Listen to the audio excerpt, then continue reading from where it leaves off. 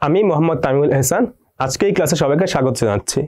আমাদের আজকের ক্লাসের প্রধান আলোচ্য বিষয় হচ্ছে ডাটাবেস ম্যানেজমেন্ট সিস্টেম ব্যবহারের কৌশল, ডাটাবেস ম্যানেজমেন্ট সিস্টেমের গুরুত্ব, ডাটাবেস ও অ্যাক্সেস সম্পর্কে ধারণা, অ্যাক্সেসের প্রোগ্রামটা কীভাবে খোলা যায় এবং আরেকটা পয়েন্ট হচ্ছে ফিল্ডস এবং রেকর্ডস।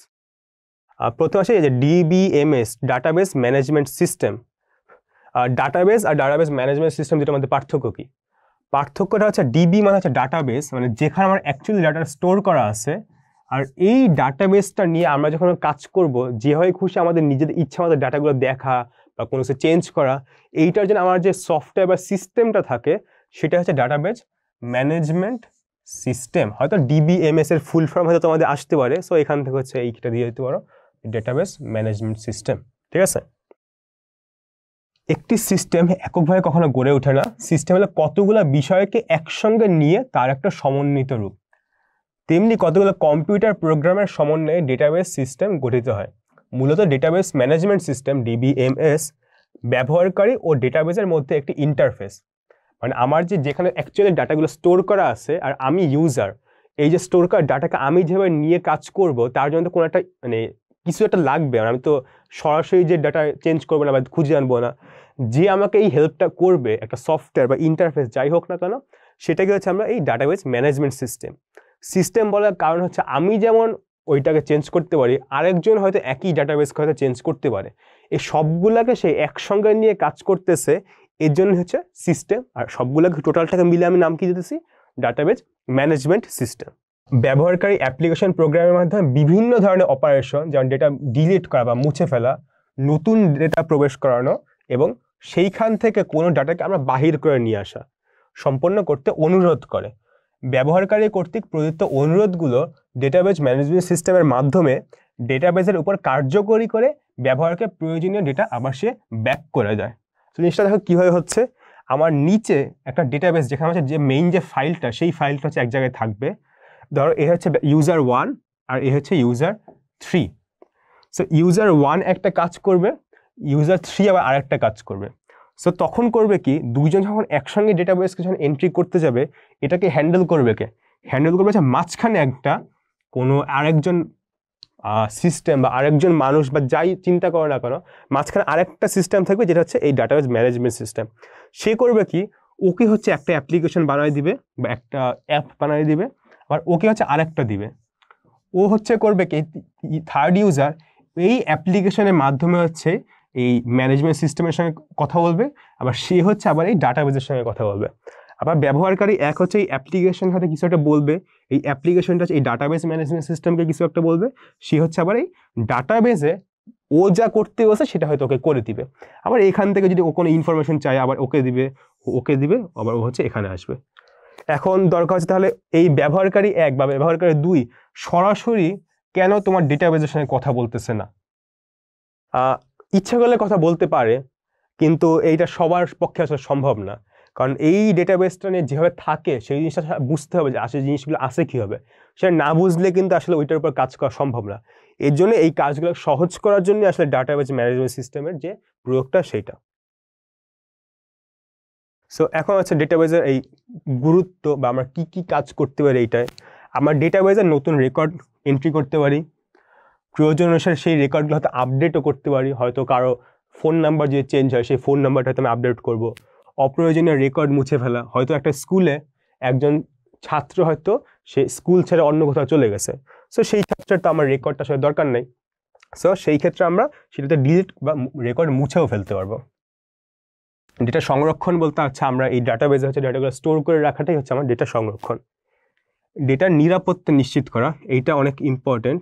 কারণটা হচ্ছে কি, আমার যে ডাটাবেস বা আমার কাছে যে স্কুলে যে রোলগুলো বা আমার নাম আছে, অন্য কেউ আসলে এগুলো সব যদি ডিলিট করে দেয় বা কারোর নাম যদি চেঞ্জ করে দেয়, তাহলে তো হচ্ছে আমার এই যে স্কুলের হয়তো অনেক ইনফরমেশন হয়তো নষ্ট হয়ে যাবে।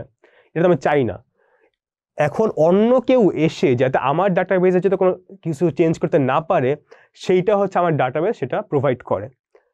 আমি চাইলে আমি কি করতে পারি, শুধুমাত্র ব্যবহারকারী 1-এর জন্য হয়তো আমি এই ডাটাবেসটা ওপেন করতে পারি।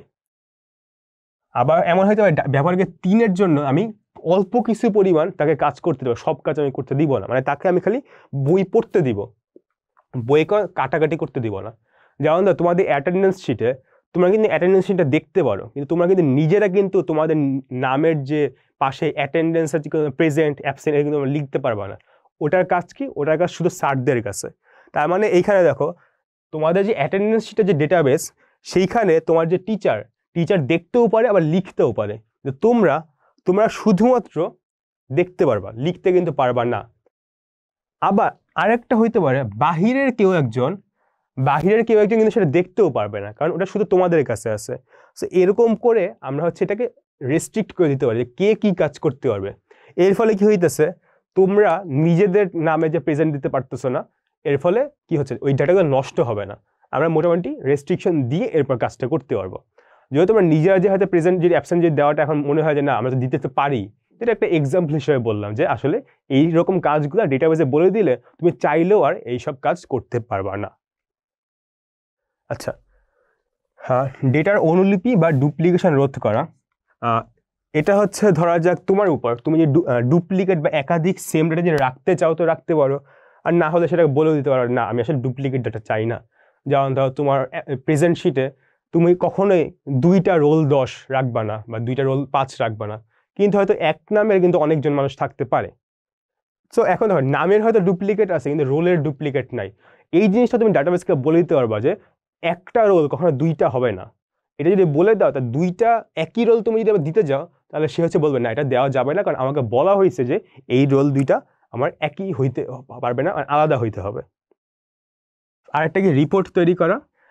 রিপোর্ট তৈরি করে কি হবে, তোমার কোনো একটা ইনফরমেশন তুমি তোমার কাছে চাও, সেই ইনফরমেশনটা নিয়ে তোমার একটা রিপোর্ট তৈরি করে দিবে। হয়তো এমন হইতে পারে যারা পাস করেছে বা যারা ফেল করেছে তাদের নামের 2টা আলাদা আলাদা লিস্ট বানাও।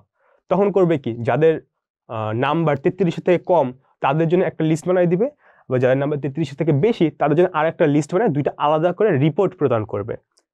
ফাইনালি কি, নির্দিষ্ট ডেটা অনুসন্ধান করা, মানে আমি যে চাই যে রোল 10-এর নাম কি, বা রোল 10 কত পাইছে, বা কারা 80 থেকে বেশি পাইছে, কাদের ক্লাস হচ্ছে 10, কাদের টিচারের নাম হচ্ছে মিস্টার এ, এইসব ইনফরমেশন হচ্ছে আমরা ডাটাবেস থেকে খুব সহজে কোয়েরি করে বা খুঁজে আমরা নিয়ে আসতে পারি।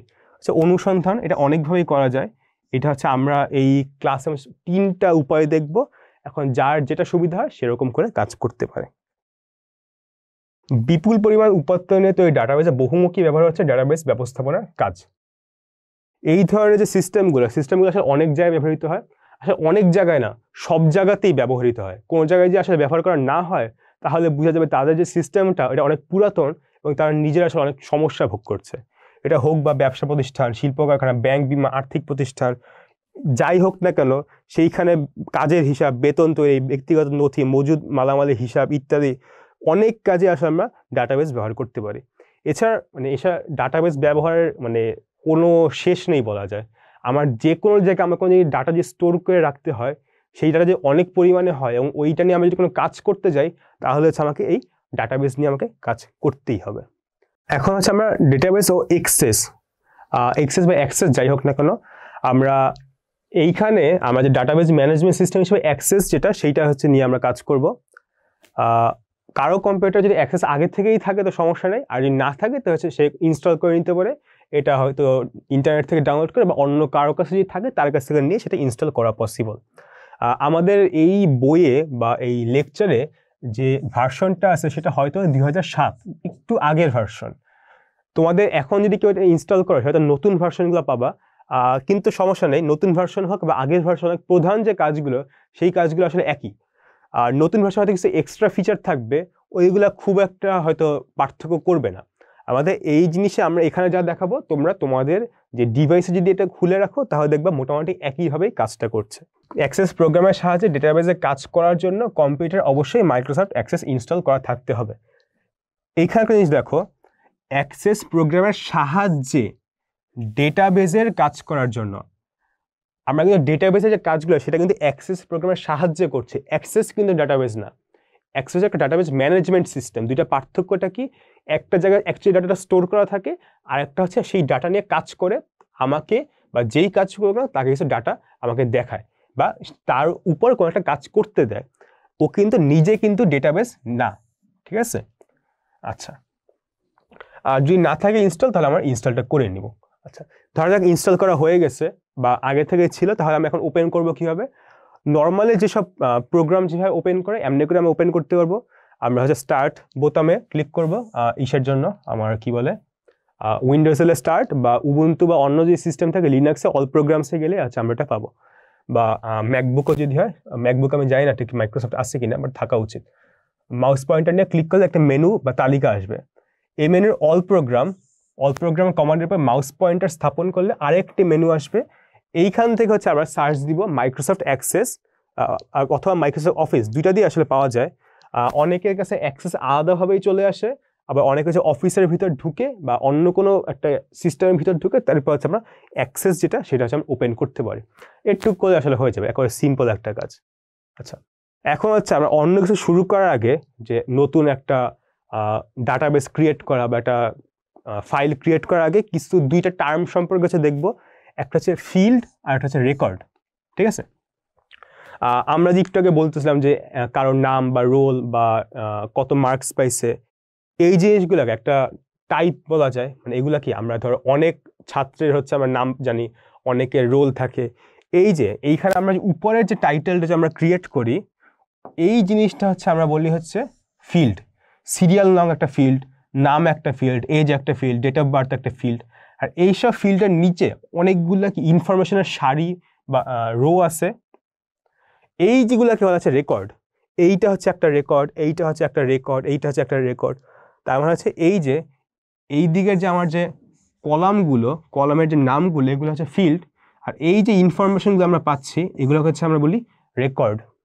এখানে সিরিয়াল নাম্বার, নাম, এজ, ডেট অফ বার্থ, এইগুলো হচ্ছে কি এক একটা ফিল্ড। এই ফিল্ডের নিচে এই যে আবুল কাশেম 27, এই যে তার যে ডেট অফ বার্থ, এই যে ইনফরমেশনগুলো, এগুলোকে আমরা বলি হচ্ছে সবগুলো মিলে বলে হচ্ছে একটা রেকর্ড। ঠিক আছে, মানে টোটালটা মিল হচ্ছে একটা কি, একটা রেকর্ড। ঠিক আছে, আচ্ছা, আশা করি ফিল্ড আর রেকর্ডের প্রধান যে জিনিসটা সেটা বোঝা গেছে।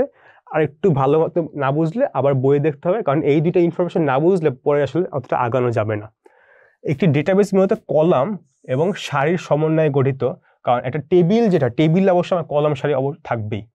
প্রত্যেকটি কলামে একটি করে হেডিং বা শিরোনাম, এই যে হেডার বা শিরোনামটা, এইটাই হচ্ছে আমার কি, এইটাই হচ্ছে আমার এই ফিল্ড। এই হেডিং বা শিরোনাম দেওয়ার দরকার কি, কারণ না দিলে আসলে আমি বুঝবো না যে এই জিনিসটা আসলে কি বলতেছে। মানে এটা কি 27 কে রোল নাম্বার, নাকি বয়স, না তার বার্ষিক বাসার লোকেশন বা কিছু একটা, কিছুই আসলে বুঝতে পারবো না। আমার কাছে এই যে কি বলে হয়ে গেল কি ধরনের ডাটা বা তথ্য আমার ওখানে সেভ করা আছে সেইটা, এই শিরোনামগুলো হচ্ছে ফিল্ড। আর এই পাশে যে কলামের সমন্বয়ে যে কতগুলো যে ইনফরমেশন থাকে সেগুলো হচ্ছে কি সারি। আশা করি রেকর্ড বা সারির মেইন কাহিনীটাকে সেটা একটু হলেও বোঝা গেছে। আমাদের আজকের যে ক্লাসটা সেটা হচ্ছে আমরা এখানেই শেষ করতেছি। সবাই ভালো থাকবে, সুস্থ থাকবে, ধন্যবাদ।